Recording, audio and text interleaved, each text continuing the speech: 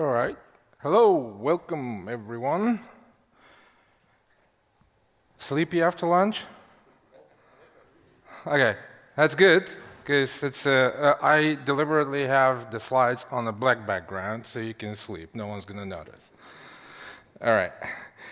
Well, jokes aside, thanks for choosing this session out of so many interesting topics at Devoxx Poland. I'm happy to be here with you today and talk about event-driven systems, whatever we understand by that.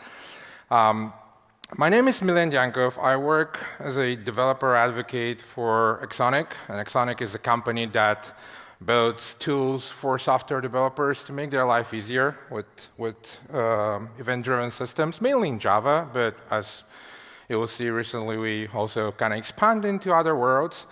And one of my tasks and goals and what I do is go and talk to developers out there who use these types of systems, not only in our products, but in general, like event-driven systems, message-driven system, domain-driven design, and whatnot. And one thing I realized over time is that there is no single universally accepted definition of what an event-driven system is. As a matter of fact, how many people you ask, they're going to give you probably so many different opinions on that. So I thought, like, maybe it's time, and I'm by far not trying to set up a definition and force anyone to use specific terminology, but maybe it's time to have this conversation and to understand what is what and what is useful when, and it also helps me present how we approach things and how our solutions help developers and in what situations they do help and what situations they don't. So that's what I'm going to try to do here today. I hope you're going to learn a thing or two, and also I hope you're going to you could be entertained during the talk. It's going to be a journey through the event land, and as with any journey, it starts at the door. So what you have here is a door, and it has two characteristics. It has an ID, it's 28, and it has a color, it's yellow. Wait, it's red. What happened? Now, for those of you who observed the change, it's pretty apparent what happened. The color just changed. For those of you who just entered the room, it's always been red. And if you store that information in any traditional way, like in a database system or whatever storage mechanisms you have, at this point, that's all you know, that the color is red. So if you were to answer these questions, why it is red, when it became red, who's responsible for this thing becoming red, and what was the color before, you can't. By just looking at your storage system, you can't answer any of those questions. And now, it depends on what your system does. This may or may not be a problem. And in a lot of systems I and our customers deal with, this is a problem. So what if we change the way we store things? What if instead of storing state, we store changes? So what if we store an equivalent of that statement? Joe painted door 28 red yesterday. And imagine that you have a place where you can actually store that information in such a semantic way. And then when you look into that, what you can see immediately is why it is red. Well, it was painted, right? It was painted yesterday by Joe, right? And the only question that you can't really answer is what was the color before from that statement. But if you always store information that way, what most likely you have stored something somewhere in the past that says a yellow door 28 was installed. And so if you scroll back through your entire history and find no other records regarding door 28 except those two, you can safely deduct that the previous color of the door was yellow. And this is what essentially storing or communicating through events is, right? You store the events, not the actual state. right? But let's take a step back. Now that I mentioned the word event so many times, let's try to have a little bit of an explanation or definition, if you will, of what an event is. So I'll argue an event is as simple as notification that something has happened. And now notice the past tense. It has happened, period. You can't change it. You cannot unhappen, right? And so this gives the events a characteristic that we developers love the most, immutability, right? When we deal with events, because they reflect a fact that is immutable, we can deal with those things very easily. We don't have to be worried about changes. Like if there is a change, there's going to be another event. That event is never going to change. Now you have to have a compensating actions and whatnot, but the event itself as a unit will not change. Martin Fowler puts it very nice. He says, when you deal with events, it makes a change a first-class thingamajig. So you can actually have now a way to represent a change in your system, like actually store the fact that something has changed. And that's a powerful thing, as you will see, hopefully, in the next few minutes. But how do you design systems this way? Well, there are several techniques. I'm going to mention two. First of them is event storming. How many of you have heard of event storming? Okay, I can't see you anyway, so why I'm asking these questions. So event storming is a process of discovery, the business process discovery. So essentially, you put everyone in the room and get them talking about the business process. It was introduced by this guy, Alberto Brandolini, circa 2013. And the idea is to build a shared understanding of the system. It's essentially a giant board of sticky notes. And you get everyone, and they just put notes like, this can happen, and this can happen, and this can happen. And then you start reasoning about things like why it can happen, what happens when it happens, like who's going to need to react to this, and things like that. And it builds a shared understanding of the entire system. So those are the things that will change, and what we do when they change, and things like that.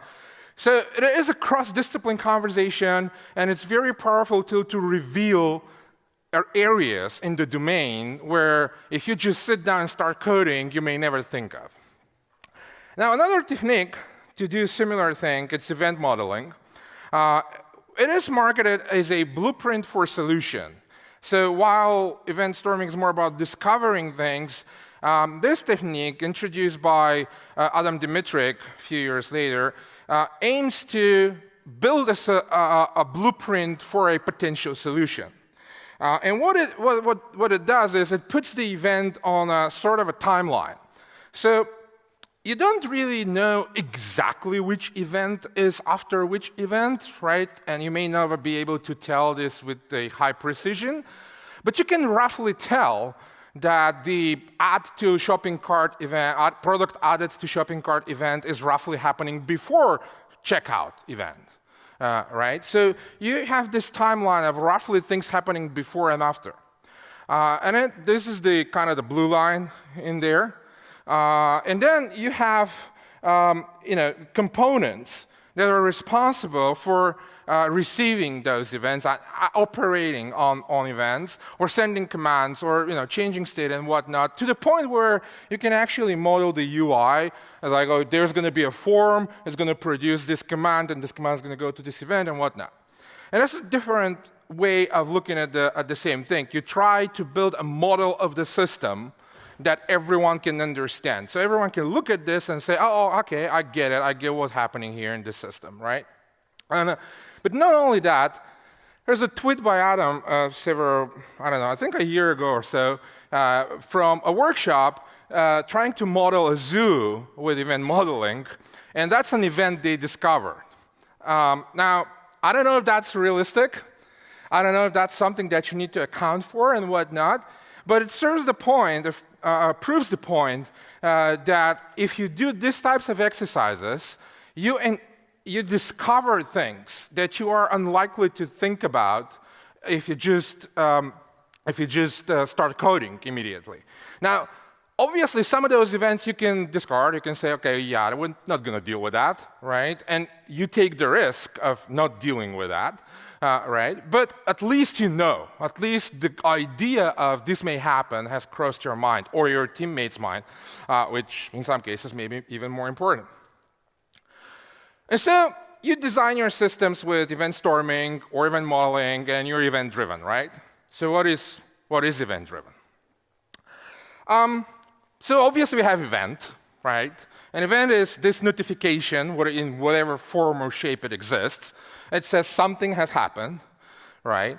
And we have producers and consumers. Like, there are some components that notify that something has happened, and they send that information. And then there are other components, consumers, who are interested to know what happened, and we call them consumers.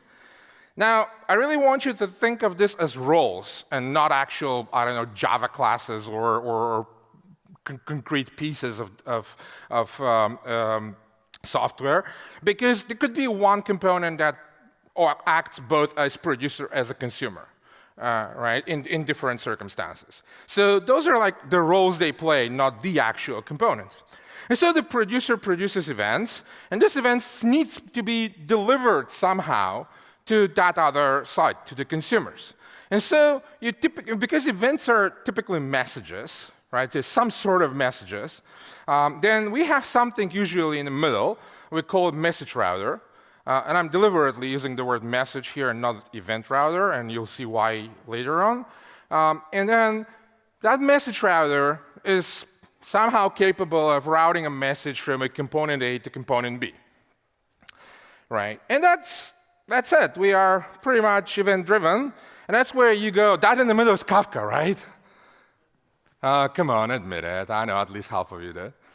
Well, it can be Kafka. Actually, in a lot of systems these days, Kafka is kind of the universal messaging solution and whatnot. But it doesn't have to be Kafka. You know, anything that delivers message from point A to point B will do at this point, right? We'll see how this complicates further. So that's on technical level.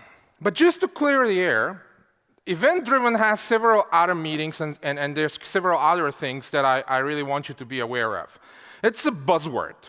And I don't mean this in a bad way. It is a good way because it is a way to promote, to make your product known, to attract people to your communities and stuff like that. And everyone is using it, right? Even in teams which are not strictly related to software development, a lot of people are aware of event-driven, and they will happily use it as a marketing term. Hell, we use it. If you go to the README of one of our products, it says, what is it, event-driven microservices system, blah, blah, blah, right? There's nothing wrong with that, but you need to keep in mind when we talk about event-driven in terms of architecture and in terms of software, and when we use the term just because it's fancy and it works for marketing purposes, right? So because it's being used heavily in both cases. And the problem arises when you have two people, when one talks about message or event-driven in terms of software architecture, and the other one talks about event-driven in terms of marketing, right? So be aware of that. Another thing event-driven is, it's a false claim. And the reason it's a false claim, it's because it creates the assumption that events are the driving factor. But in reality, they're not. We already said events just notify about something that has happened. But in order for something to happen, someone has to make a decision.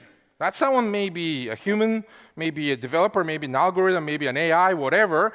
But it is that decision that's been made that causes a change. And the event is nothing but the outcome of that change. It merely tells everyone else a decision was made, a change was applied, and here is what happened.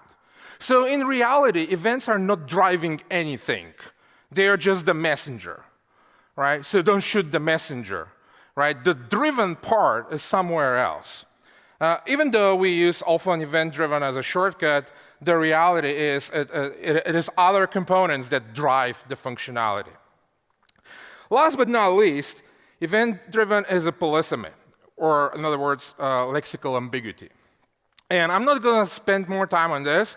Instead, I'm going to refer to a talk by Martin Fowler, and actually I think he also wrote a blog post about it later on. It's called The Many Meanings of Event-Driven Architecture. And he explains very well from his and his company experience how they talk to people and what different teams and different companies and different clients have in mind when they talk about event-driven, and those are completely different things. But he narrowed it down to a few cases, and I'll piggyback on two of those. And the first is event notification. So event notification is a very simple approach. It's basically giving someone a notice that something has happened without any detailed information. It's a short notice, something has happened. And as with any events in general, you expect no responses in there. You just send it out, and someone eventually is going to react to that, right? But what it is, what they do is they need to call you back to get the details, right? So it's kind of like those LinkedIn messages. I'm pretty sure a lot of you getting those. Like, hey, something happened on your LinkedIn profile. Oh, thanks, LinkedIn. It would be nice to know what. Or, but if you want to know what, you have to go to LinkedIn, log in, and check your stuff and whatnot. So that's event notification in essence. You got a simple, very short notification, something happened, and if you want to know more, go ask the sender for the details. And now that's cool, right? But it includes a callback. It includes another request and whatnot. So sometimes it works. Sometimes it's just an unnecessary overhead. But in terms of diagram, this is what it goes. Like, send a notification, go ask for more data. Now, the alternative to that is what's called event-carried state transfer. Now, event-carried state transfer is basically you pack all the things you know that the consumer may need into that message and send it away and say, here is all the data that you want, and don't bother me. Never call me. I don't want to know about you anymore. Whatever you can make out of this, it's you, right?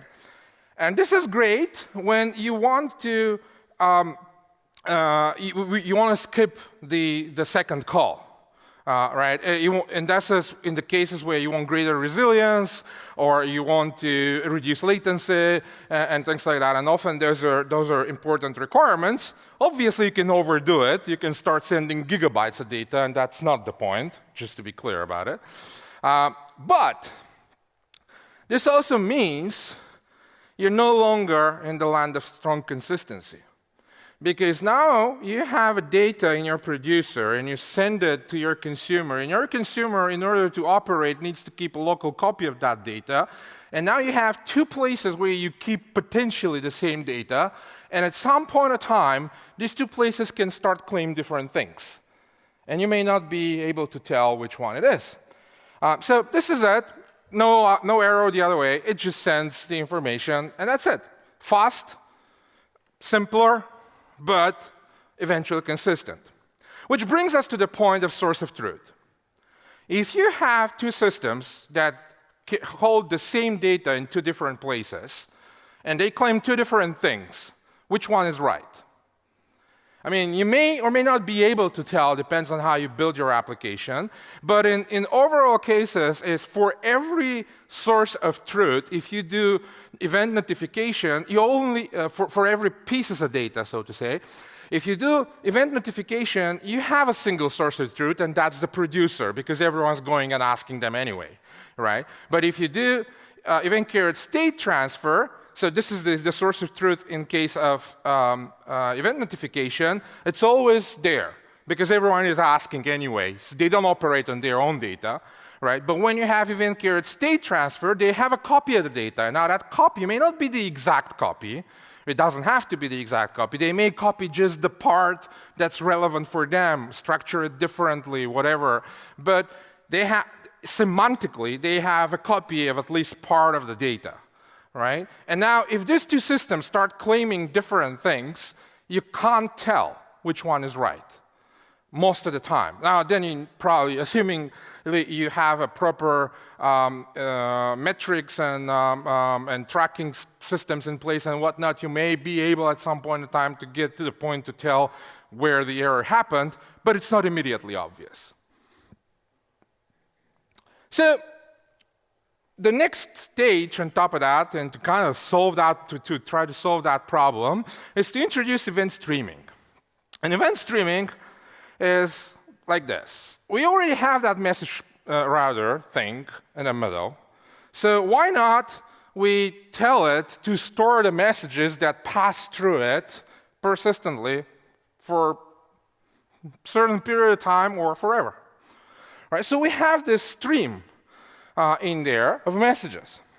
And now our consumers can go and read that stream. Now they don't need a local copy of the data anymore. There. All they need is to track where they are in the stream. Right? So they're like, I read 5 messages, give me everything after that. Right? And they can actually have a local copy for optimization purposes, like caches or whatnot, but they don't rely on that copy, right? And then, they just know, I've read so many messages, I need to read everything. And then you go, that's Kafka. And I say, it could be, it doesn't have to be. But let's talk about the source of truth in this case. So when you do event notification, it doesn't really matter. Because even though you store these messages, right, you still go and ask the producer every time. Right, well, the things change when you do event-state transfer, because now your local storage here becomes some sort of disposable cache. You don't have to rely on that anymore. Right?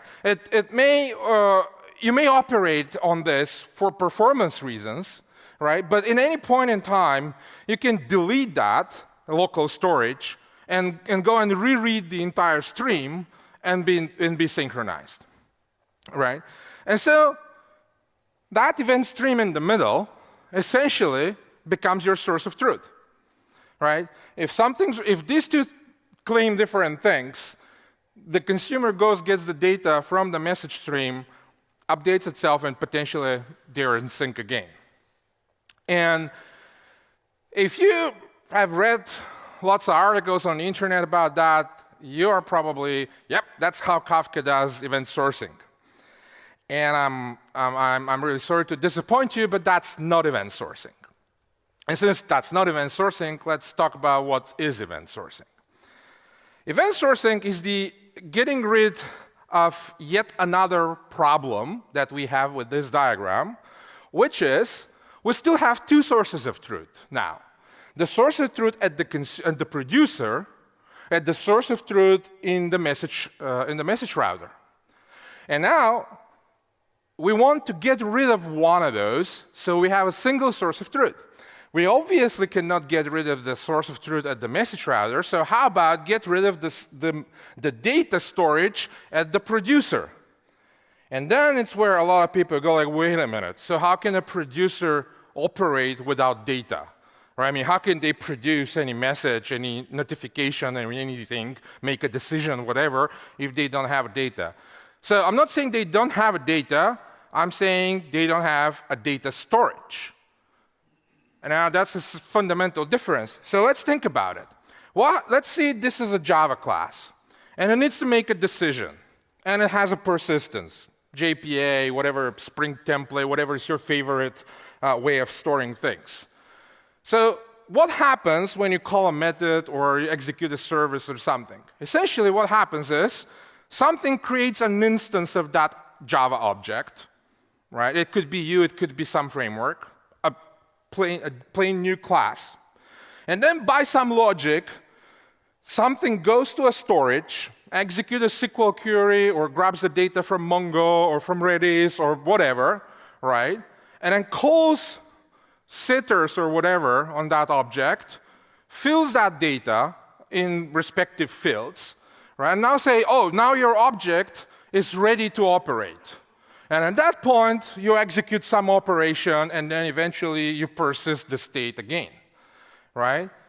But then, why not get that data, instead of from a database, why not get that data from the single source of truth? Why not just read the message stream and basically say, I know so if this is the first time, there's nothing for me in there, so I'm new object, no problem. But if I've produced messages before, I can read that messages. I can read only my messages. And then I can say, oh, I told you this, I'm updating my state. I told you that, I'm updating my state. And before you actually do anything, before your object becomes ready to perform any operation, it rebuilds its state from the previous messages that it was sending over the lifetime of the application. And so in this case, you essentially have a single source of truth. Every single component in your system is building their state from the very same piece of data. And you completely avoid potential conflicts and the fact that different components can claim different things, because they all read that very stream. Now, that very stream serving that purpose is called event store. And there are solutions out there that are dedicated event stores that have this particular functionality. And in order to understand why they're dedicated, because a lot of people think, oh, OK, I just can store this in a database, right? Kafka plus database, and I'm good to go. Well, not really. The reason is an event store has a very, very specific requirements as a product. Now, first of all, it needs to be append-only. Can you imagine a generic database that is append-only? So you have no updates, no deletes, no inserts. It's only append at the end. Not very useful, right? So databases cannot afford to do this because they're general-purpose data storage. But from event store perspective, that's the only thing that they need to support, append more events, because the entire event stream is immutable. Events are immutable. You can't change them. You can't insert events in between. And so this gives event stores the opportunity to do a lot of performance optimizations, which databases cannot afford to do because they've been used in other circumstances. And then the features that an event store needs to give you, the first one is obvious, like full sequential read. Give me all the events starting from 0 or wherever and to the end. I'm just reading it all, right? And so now imagine you doing this in, for example, in a NoSQL database or document storage or something. Then you would be like, oh, OK, that's cool. I'm just going to model this as like a single document or whatever and get it all, right? But then there is a second requirement. It says, well, it needs to do replays. So basically, it needs to be able to tell you, like, give me all, to respond to, give me all the events I'm interested in, right? And so now you have to actually separate them somehow. But if you separate them somehow, in order to do full sequential read, you have to merge them then somehow. And there goes like table joins and whatnot, right? The other thing that an event store needs to do is it needs to give you the events that you have produced. Now, I use a DDD terminology here, the aggregate, but essentially that's the producer, right? So the producer, in order to rebuild its state, it needs to get the events that the producer itself produced in the past, right? So you now slice and dice different ways of getting the very much the same events for different purposes.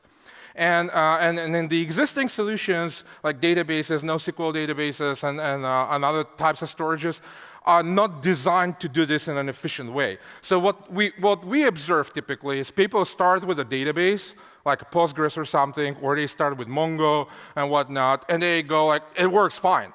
And it indeed works fine up to several million events, right? And then it doesn't work fine anymore, all right? Because it hits the point where all these other things that these products do naturally slow things down.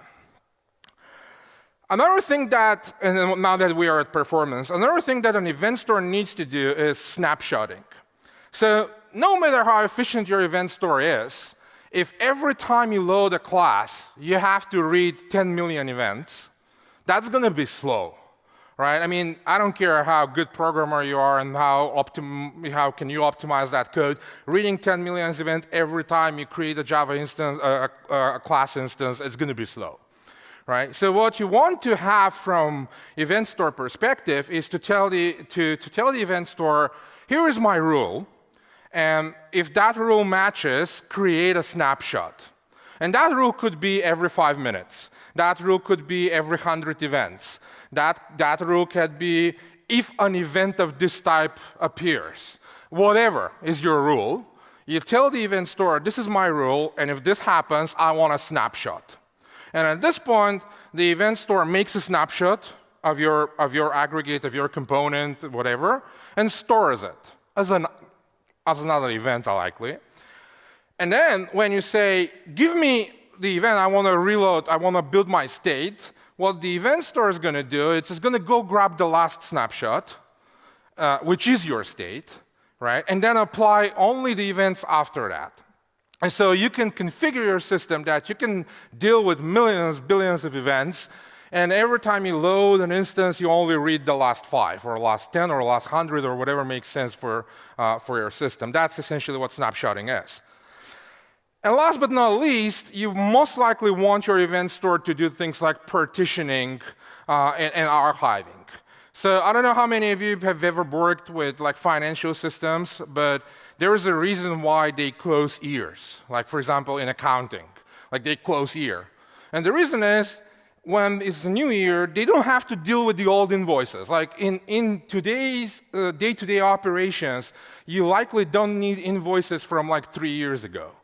Right? But you don't want to lose them. You still want to have them. You just don't want them to mess with your day-to-day operations. So you close the year, you move them somewhere, slower disk, whatever, archive, and then you keep going, right? Because chances are that while you operate on a day-to-day basis, you're never going to access them. But if you want to access them, you know where to find them. Right. And so this is what an event store is and it has to be in order for these types of systems to actually work efficient. And this is where Kafka doesn't really fit well, by the way. And the question now is, are we event-driven? Well, as I said earlier, you can claim you're event-driven in pretty much any stage. You know, especially if you consider the marketing usage, just go and do it. But in my opinion, before we claim we are event-driven, there are one thing that consists of 2 parts that we need to consider, which is what I called a passive-aggressive event. And most likely you never heard that term before, unless you've seen a talk of mine before. So let me explain what a passive-aggressive event is with an example. So here is an example. Here's an event.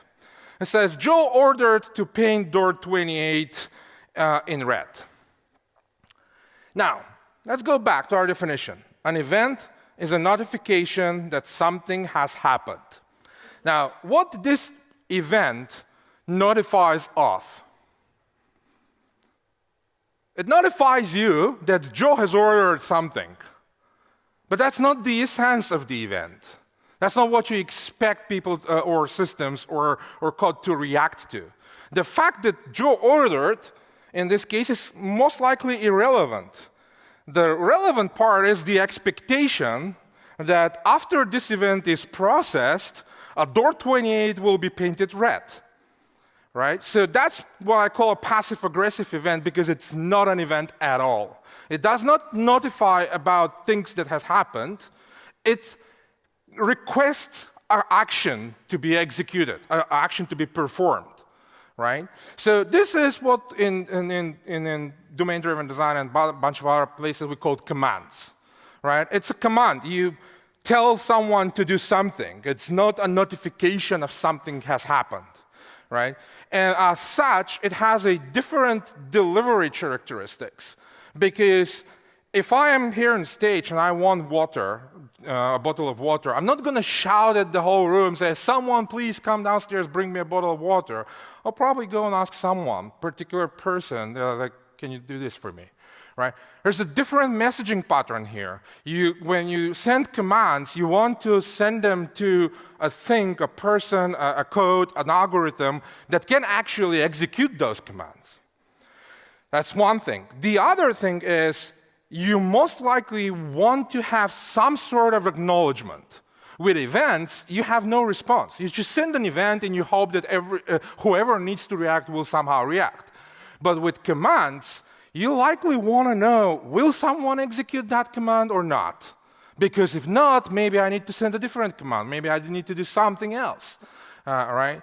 But what we see a lot in event-driven systems is that because people are so focused that everything needs to be events, that they masquerade commands as events. And they send an event like, oh, this needs to happen. And there is a logic somewhere that is like, oh, okay, if I'm notified about this, I need to do that. So there's no clear record of things being ordered to happen, right? It's just logic hidden somewhere.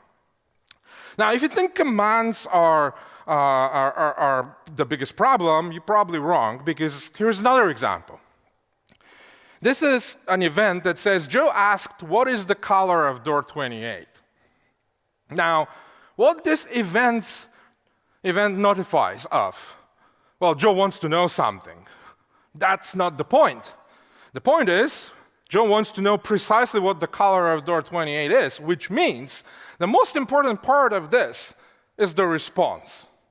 Because if you don't tell Joe what is the color, it doesn't matter. The event that he asked, it's probably irrelevant. The relevant part is Joe needs a way to figure out what the answer to that question is. And so this is not an event as well. This is what we call query. It's a request for information. You send it to one or more components, and the most important part is to have someone to give you the answer, one or more, right? Because you can actually have this sent to several recipients and then get several answers and combine them into one and whatnot. And this is where really nasty things happens when you use a typical message-driven solutions like Kafka, for example, because you start creating crazy topics like, okay, these query events will go on this topic, and the responses will go on that topic, and then we have this correlation IDs and whatnot, and then at some point becomes such a mess that you already don't know like which topics you're tracking and which responses to which other message and whatnot. So if you don't have a clear something that understands how query routing works, because it works different than event routing, that's on you. You have to implement that logic, and that's most likely not what you want to do as a software developer. Most likely you want to deal with the business logic code. And to make it more complicated, imagine that the Joe was asking, what is the color of all doors? Now, and we have millions of those, right? That becomes really, really complicated if you don't have the distinction between the different types of messages, between commands, queries, and events. And so earlier I said that there is a reason why I called that thing in the middle a message router and not an event router. And that is the reason, because events are messages, but not all messages are events. You can have messages that are of different type and routed differently. So you can have a message that is of a type, that is a command. And the router should know the difference between a command and event and say, oh, if that is a command, I shall route it to a component that actually can handle that command. Now, not store it here and wait 3 weeks later, right? I should execute this now. And if there is no component that can handle this, I shall tell the requester that this command is not executable now, right? Well, that doesn't mean it has to be synchronous, don't get me wrong. And now is a relative term. It could be like in the next 5 seconds or whatever. So that's up to whatever your application requirements are. But in a sense, in a relatively short period of time, you need the command sender needs to know, will that command be executed or not? And then you can route different types of messages. You can route query types of messages, and you can route them to one or more recipients and say, okay, here's what I want to know, and here is how you send the response back. And then you can have a strategy that combines the response together and sends them back to the requester. All right. So it's the same.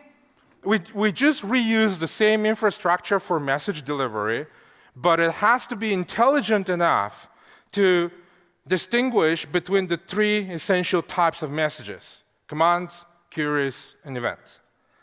And so those of you who are familiar with CQRS may be noticing that that's what I'm talking about, and it's not a new concept. For those of you who are not familiar with CQRS, to just give you the brief overview, it is the idea of having distinct models for commands and queries. It started, I think the guy who claimed the term was Greg Young. And the first article I read, it was a very simple idea. So you have one Java class that you have all the write methods. Everything that changes state, that makes any changes, is in one class. Everything that is read-only is in another class, right? And it has evolved over the, so those are called commands and queries. And therefore, there is a command query responsibility segregation, right? Or separation, to use more non-risky term. So you separate the commands and the queries, right, essentially. That gives you, so that was initially for classes, and now it's for models, because you can't really model an entire system with a single class, but on either of those sides, right? So you have some sort of data model that typically encompasses several classes. That is for data manipulation purposes. So you store data, you make decisions based on that data and whatnot, and that is your write model. And then you have other models that are preparing data to answer questions, right? Now, you need one write model for the main, or part of the domain, but you can have as many as you wish read models. Because read models are read-only, there's no concurrency issues. They don't change things at the same time. You don't have to deal with any of those things, right? So you can have as many read models as you wish. One could be you can store things in a database and run queries. Or you can generate, I don't know, invoices and store them as PDFs and then return the PDF directly. Now, this frees you to have one model for making decisions and a bunch of models to be more responsive, faster, more accurate for your clients that require information only. So the question is, how do you synchronize the command model and the query model? And the answer to that is events. Every time the command model makes a change, makes a decision about, reads the data, executes logic, makes a decision, and there is a change, it sends an event. It says, the decision has been made, this has happened. The query side receives that event and goes like, oh, okay, new invoice was issued. Let me update this and this and this and that projection. And that's what we call them on the query side. We call them projections because they project the state of the system in a way that is convenient for consumer. Right? And so it could be one projection updated or 100 projections updated. It doesn't matter, but that's how they get updated, by the events. And then whoever accesses which projection can get the data that they need. And so essentially what I was showing you on the previous diagram is kind of sort of implementation of a CQRS. You have a system where you have commands that go to components that make decisions, make changes, have state, and they notify the query model, which only serves for responding to queries and provides information to whoever is interested. And what we have already, the whole event passing thing in the past, is the way they get sync. Every time the command model makes a decision, sends an event, the query side updates, and that's whatnot. And that's how an event system works. And so now with all this, we claim that we are event-driven. And so if you talk to anyone at Axonic, that's our understanding of an event-driven system. So you have a clear separation between the command model and the query model. You have an event store in the middle that acts as your single source of truth. You have a message router that understands the 3 different patterns of routing messages, depends on what kind of messages we're talking about, to the respective components. It knows whether a response is needed or not needed and whatnot. And when we thought of, like, that's a good way to build software systems, in our opinion. Let's help people build those so they don't have to go and develop all this stuff themselves. And so that box in the middle, the solution that we have for that, it's called Axon Server. Axonic Cloud is a version of Axon Server that runs in the cloud, and we manage it for you if you just want to use it as a service. And it does 2 things. It's a message router, much like Kafka, and it's an event store. So it doesn't store commands and queries, but it stores every single event that goes through the router, right? And so it acts as your source of truth. And then you can connect your system to that the same way you connect to Kafka, and then send messages, but be able to tell what types of messages you send so that it knows how to route them. And now we come to the point where I always joke that the hardest part of in a software developer life is implementing an arrow.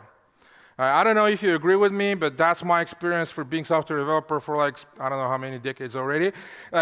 What usually happens is people gather in a room, they draw boxes, and they're like, that box is that system, that box is that system, and then they draw an arrow. And they want to talk to each other.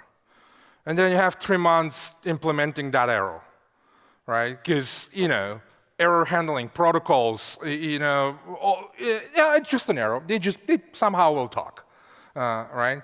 And so we actually want to help you also there. So we have this other product called Axon Framework, and it's fully open source Java framework that you can use from any JVM language. As a matter of fact, recently a lot of people are using it from Kotlin and Scala and whatnot. But yeah, that framework serves the purpose of implementing those errors in an easier way. And by that, it means it allows you to do, it gives you 3 buses. It gives you a command bus, a query bus, an event bus, and respective gateways. So you can say, I'm sending a command, I'm sending a query, I'm sending an event, right? And it also gives you an annotation or configuration-based system to register handlers. So you can say, this component is a command handler. This component is an event handler. This component is a query handler, right? And so once you do this, you just, they hook together. And now the router knows, oh, you're sending a command. Oh, I have a component that knows how to deal with that command. Let me go to that. Oh, you're sending a notification. That's an event. Let's send it to everyone who is interested in those events, right? You don't have to worry about it. Your system becomes fully decoupled, right? One component there doesn't need to know where other components are. If they're in the same JVM or they're in another server across the ocean, it doesn't matter, right? It just needs to know that when it sends a command, someone's going to execute that command, right? And then the same, when it sends an event, the event will be delivered to the components and so forth. So if you want to learn more, those are essentially the web pages of the 3 main products. We have more. The most recent baby, it's called Axonic Signups, and it's essentially a bridge because the communication here between those is gRPC, and without Axon Framework, you're not going to be able to talk to the Axon server directly unless you want to do gRPC yourself. So we have another product that's called Axonic Signups, and Signups is essentially an HTTP gRPC bridge, which allows you to do the same thing from other languages. I need to update the slides. I just forgot to do this. And a few more links in case you want to learn more. The first is Exonic Academy, our online learning place. We have 2 free courses there, I think, and a bunch of paid courses. But if you do the free courses, ping me, I'll give you access to the rest. And then Discuss is where our community hangs out. So if you want to talk to people who are actually implementing these things and doing stuff like this, feel free to join us there. Exonic Initializer is essentially the same thing like Spring Boot, Start, whatever. You go to a web page, you tell what you want, and it builds a project for you. And my colleague Sarah Torrey is running a podcast, Exploring Accent, where she is inviting different interesting people from this event-driven space, not only from us, but like a lot of the people that I mentioned earlier in the presentation have been guests on the podcast. So if you are into podcasts, there's something to watch too. Now, final announcements, and I'm done. I'm personally getting involved into organizing this conference in Amsterdam. So one thing that I realize when I go to conferences, talk to a lot of people, about it. There's a lot of companies, a lot of people working in the event-driven space, and we have a common goal. Despite that we are competitors in some areas, we have a common goal, which is to tell more people and to learn from each other everything about event-driven, message-driven systems, everything about these types of software architectures, because they really help people make better systems, in our opinion. Not our company, but also a bunch of other companies. And so what I'm trying to do is organize this conference in Amsterdam in September to get people together to talk about those things and to push the event-driven world forward somehow. So if any of you are interested in just coming and sharing your ideas, talking to smart people who have developed things in that area, please be welcome. The QR code is linked to the website. And with that, that's pretty much that's the whole talk that I had for you today. I hope you learned something, and I hope it wasn't boring. For those of you who were super tired, I hope you get a chance to sleep. And finally, one thing is, I'm a developer advocate, and there's a joke like, you know what is the difference between a software developer and a developer advocate? So the input for a software developer is coffee, and for a developer advocate is social media likes. Right? So you know what to do. Thank you very much.